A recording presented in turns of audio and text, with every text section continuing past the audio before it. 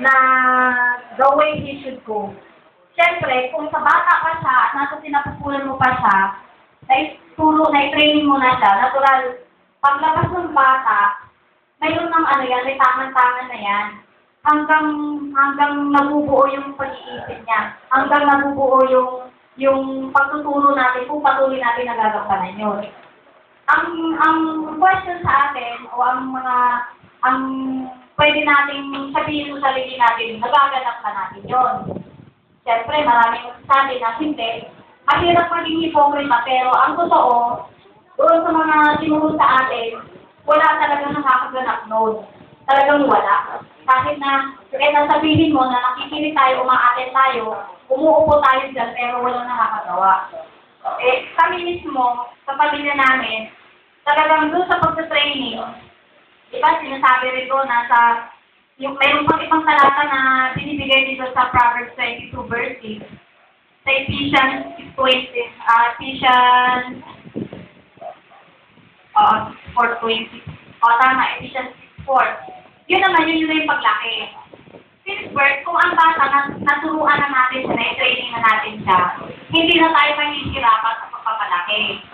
Pagaman mayroon tayong sabi natin mga pagkukulang, pero doon pa lang sa pag-training natin sa kanya, nung maliit pa siya, konti na lang yung idadagdag natin para maganap natin sa kanya o maibigay natin sa kanya yung konti training. Doon nga sa tinuturo, doon sa natutunan din natin at aking din naalala, doon sa mga pag-attend ko, bagaman hindi ko na po kompleto, yung when he is old, yung sinasabi na when he is old, madadala niya yun, yung training na yun, paglaki niya. Yung ginagawa natin na tamang pagturo sa bata, during doon sa kaliitan niya, hanggang lumaki siya ng lumaki, natadala na niya yun yung tamang turo sa kanya. Ngayon, ano ba ang nakikita natin sa libutan ngayon? Ano nakikita natin sa paligid natin? Yung mga anak natin na maliit pa lang na hinaharap natin sa ito, halimbawa, nagka-class tayo o kaya may mga gawain. Ano ba yung child presentation na tinatawag? Ang tinatawag na child presentation, habang nagtuturo ang isang magagawa o isang teacher o isang pastor ng libre, ihaharap mo yung anak mo, nakatingin, nakatuto. Pag sabihin natin, hindi pa niya lubos sa maiintindihan, makakasanayan niya yun. So, yun yung training. Training na yun. Ngayon, kung sasabihin mo na training, pagdulong ka na sa ibang aspeto na nagawa ko na yung training, pero ang tanong, magawa mo ba talaga? O, yung sinasabing self-presentation niya, nakakangawin yun, pero kailangan may pagdalaga.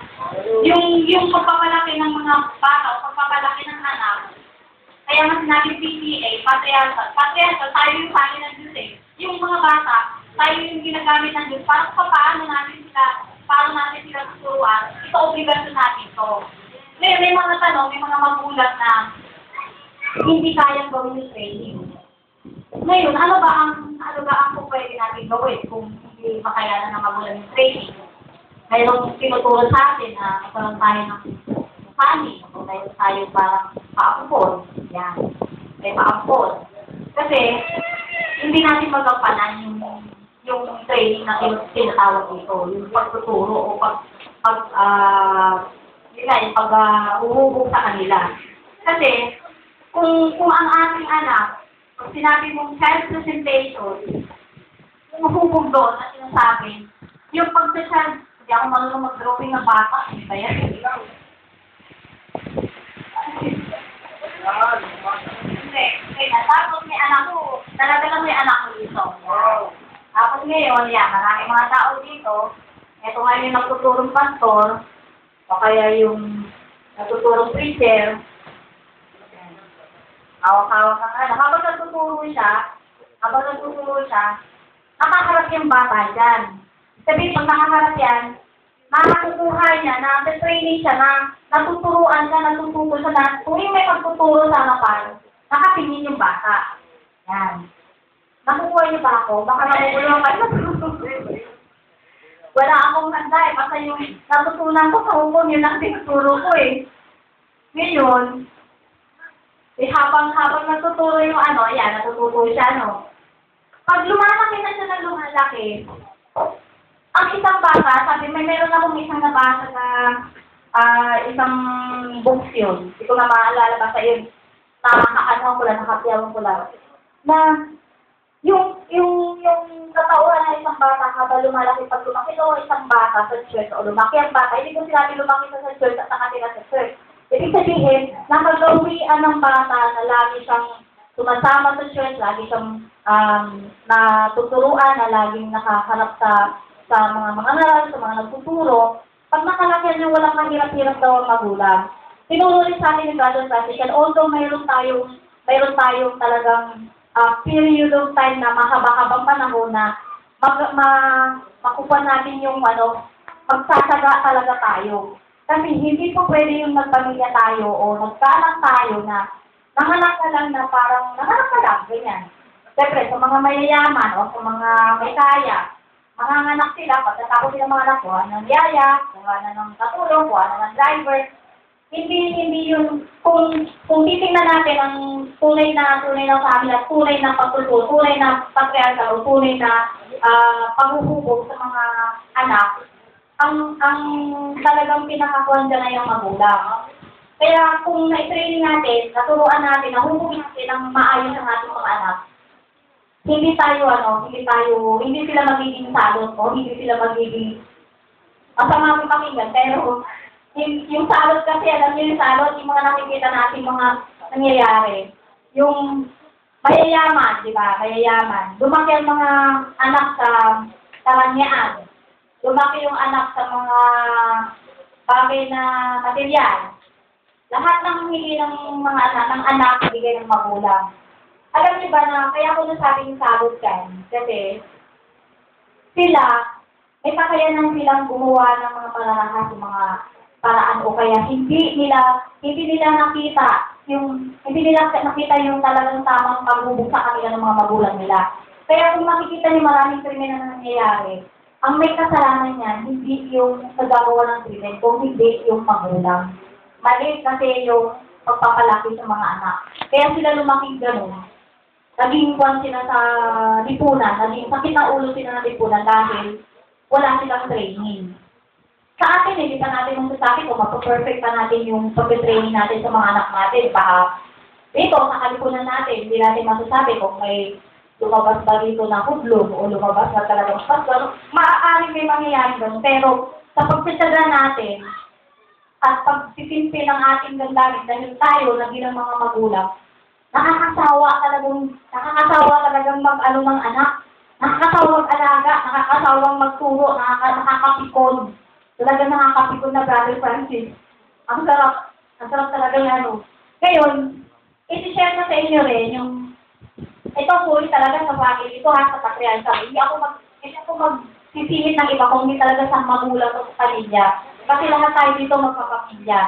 Kung mga sa church, sa isang church, kung yung nangunguna sa atin hindi nabuhubog ng tama, ano yung bubungan natin? Di ba mali? Di ba masama? Saan ba nagbubong? Kaya lang, mayroon din namang nagtuturo ng mabuti, pero sa katigasan ng puso, at hindi natin nasusunod, sino ang nasasakripisyo din yung mga anak natin, di ba? Yung mga anak natin na ipinagkaloob sa atin ng Diyos na dapat sila natuturuan natin sila ng mabuti at maayos.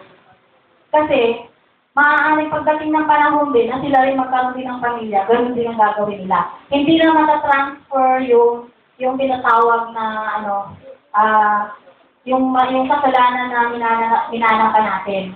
Ngayon, sa training kasi, maraming utos at maraming pinagagawa sa atin. Hindi naman tayo nakakagawa lahat kahit sabihin ni Brother Francis, yung anak mo, iharap mo sa wala pag nalibang naman tayo sa anak natin, di ba, wag karga-karga natin, hindi naman natin magawa yun sa amin, nung baby pa si Ella, hindi naman talaga na, kasi ito, napakamalditang bata, hindi ko maintindihan kung kanino ito man. Naman sa akin, hindi ako ganito Ngayon,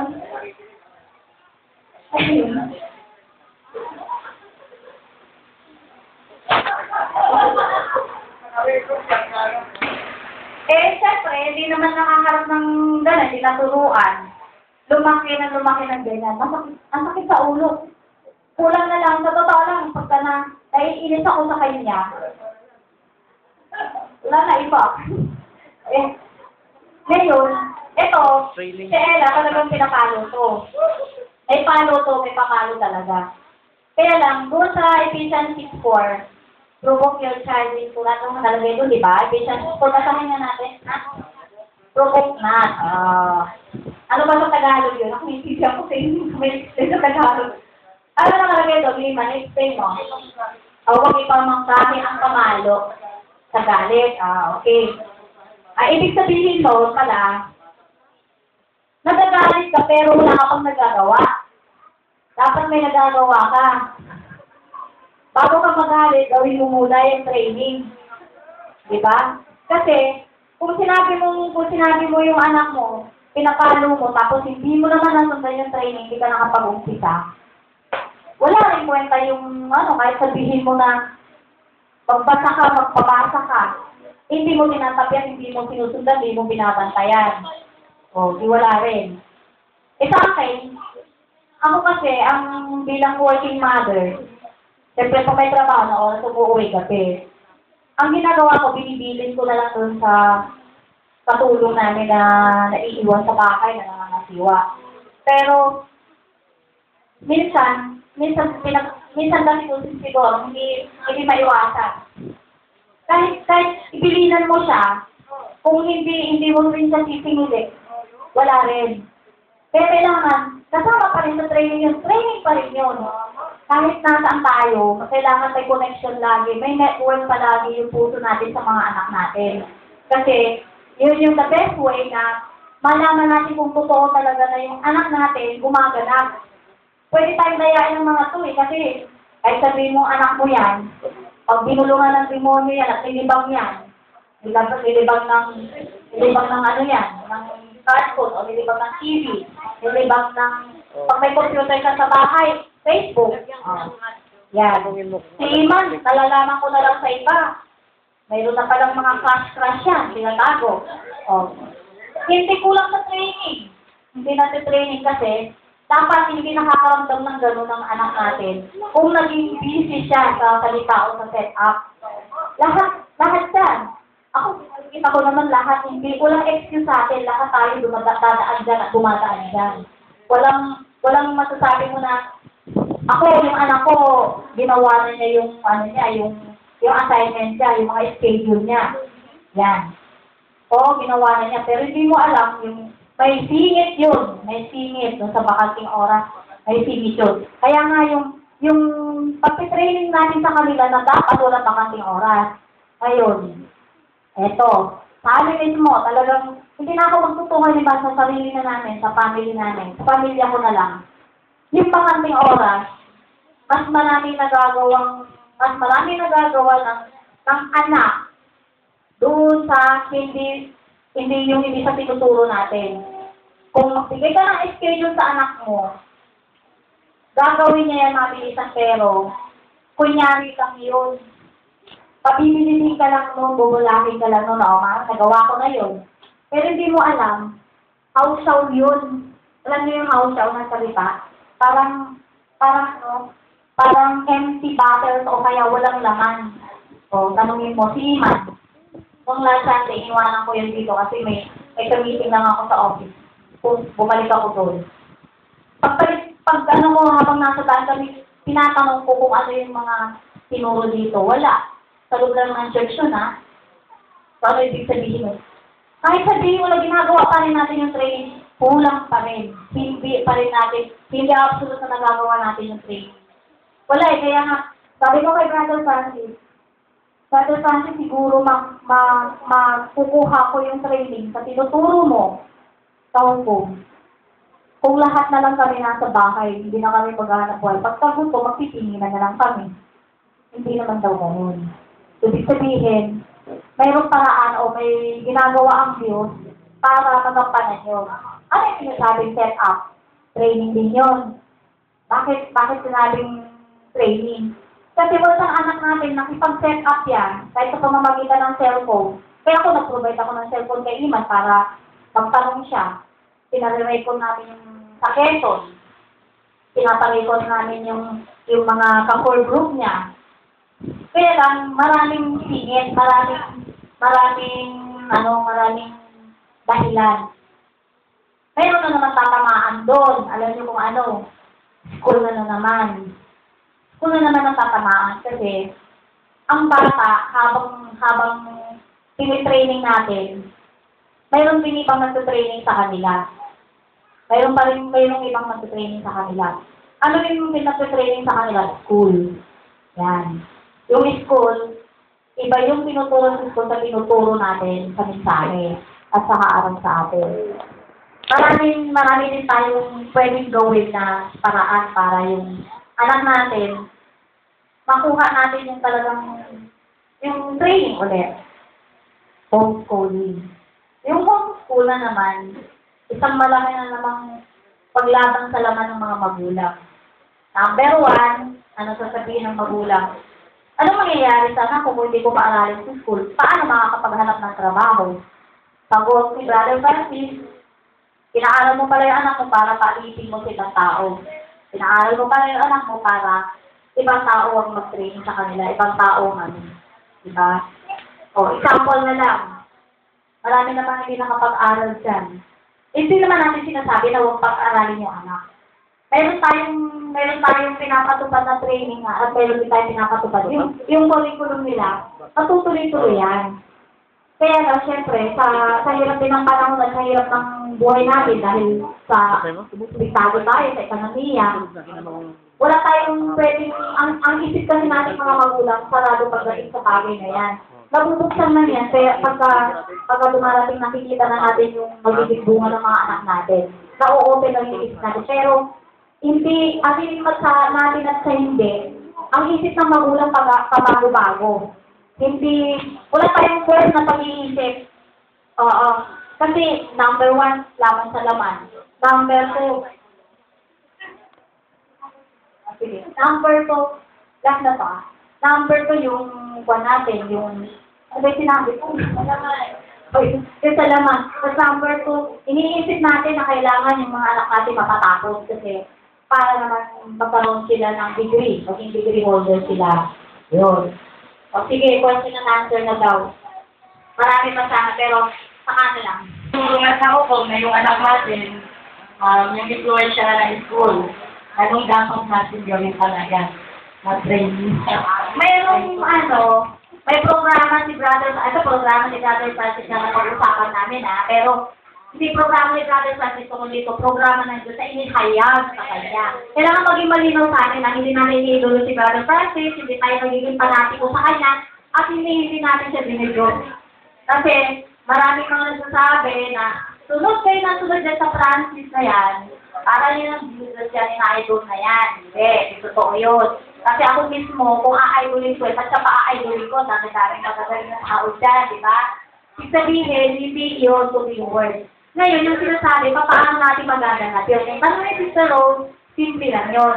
Kung ang programa kasi na pinapahayag ng Diyos sa pamamagitan niya, sabi niya, sa akin, hindi ko alam kung na-share niya ito sa inyo, dahil si Iman, sample na lang si Iman, nagkaroon kami ng battle na dalawa dyan ni Brother Noel dahil pag malapit na ang school year, hindi na siya pumapayag na hindi ipa-enroll to.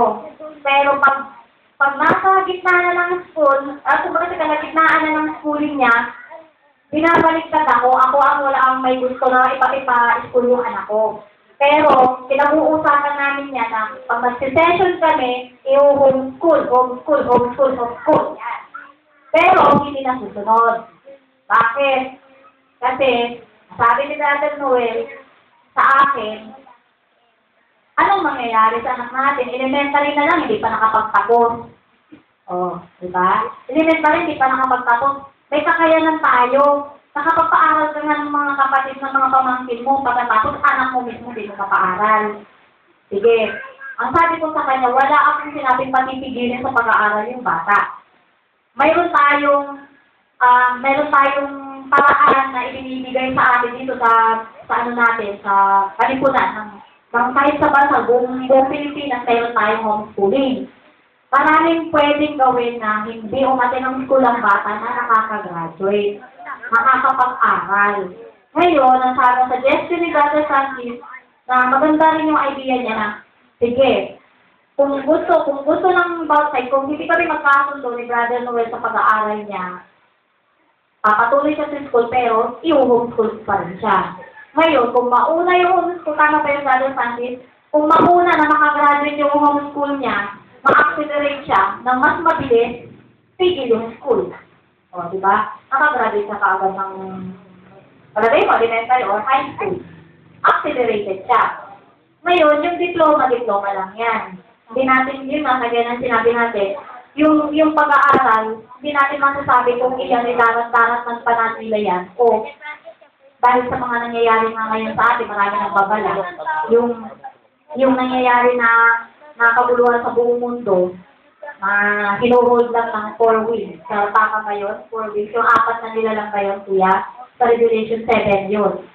Ibig sabihin, darat-darat ng paba nila yun.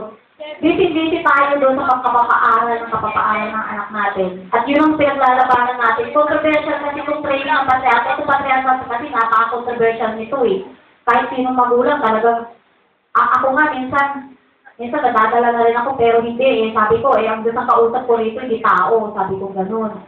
Si Brother Noel, madaling makumbinse sa ganyan. Mahina siya sa ganyan eh. Pag sinabi, kaya ano pa naman yung klaseng puro na yan?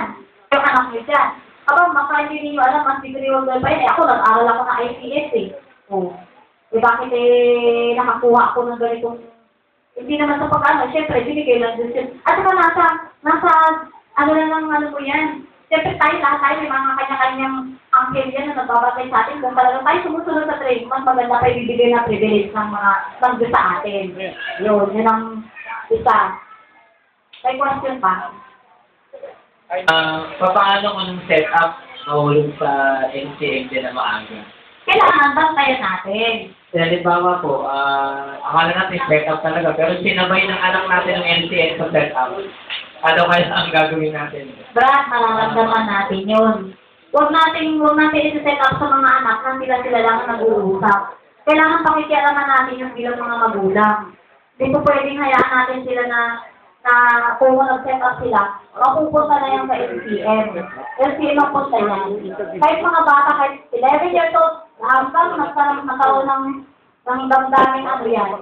Hindi na natin mapipigil yan kasi matindi ang kuwan ng kabataan ngayon. Hindi kagaya natin noong araw, panahon na mahigit ang kuwan ng magulang. Ayun. Sige. Okay, may katanungan na ako. Kunti katanungan. Damihan mo. Nakapita ninyo. Actually, ng Bible, may sinasabi na pati na nakapil ng hukom, pero wala talagang nakasulat sa Biblia. So, ang katanungan ko po ay ito.